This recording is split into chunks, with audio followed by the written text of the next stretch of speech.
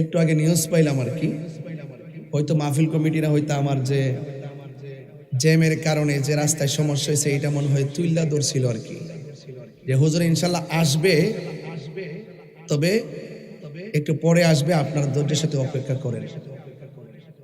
তখন ওই শ্রোতারা যারা আছেন তারা স্টিজ মিস্টিজ বাংসুর টাংসুর করছে। এটা কি হইল? এই জন্য আজকে একদিন হুজুরের সমস্যা হয়েছে, এটা কি মানতে হবে না?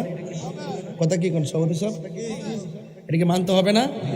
আমার জীবনে কি মাহফিল বন্ধ করার রেকর্ড আছে? বরং তাদের মাহফিলটা করার জন্য আমি এই কমিটিকে ফোন দিছি, একটা সমন্বয় করছি, লাস্টে স্বীকার করছি যে আমি যে এই মাহফিলটা 12টায় ধরার কথা, এই মাহফিলটা আমি টাইম আগায় নিয়ে আসবো, 9টায় ধরবো, দৈরা যেন ওখানে যেন আমরা যেন তাড়াতাড়ি গিয়ে পৌঁছতে পারি। এটা কি মাহফিল করার কথা বলছি না? এরপরও অনেক লোক মাহফিলের প্যান্ডেল লাইট মাইট তারা ভাঙচুর করছে। আচ্ছা, আপনার লাইটের কোনো দোষ আছে? প্যান্ডেলের দোষ আছে? আমার কোনো দোষ আছে? এটা পরিস্থিতির শিকার। এই পরিস্থিতি তো যে কোনো মুহূর্তে হতে পারে, পারে কিনা বলেন?